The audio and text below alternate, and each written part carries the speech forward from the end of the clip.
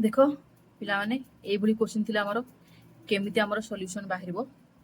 प्रथम देख हमर गोटे फार्मूला अछि 1 divided by n into n plus 1 is equal to 1 by n minus 1 by n plus 1।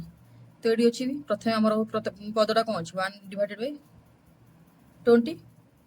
तो एडा को हमर करिया 4 into 5 सान अंकटा आग लिखिया तापर कि बड़ अंक से अनुसार कौन हबटा 1 divided by 4 minus 1 bye 5।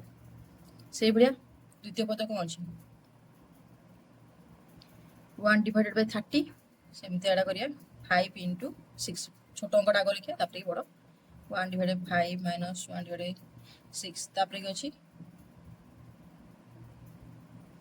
1 divided 42 से बढ़िया कौन लिखिया 6 into 7 1 by 6 minus 7 तापर कि 1 by 56 7 into 8 1 by 7 minus 1 by 8 तापर शेष पदरा अछि हमर 1 divide by 72 8 into 9 1 divided 8 minus 1 divided 9। बर्तन आगो आमे जोग कर दवा प्लस साइन अछि सेति हमर जोग कर दवा प्लस प्लस प्लस।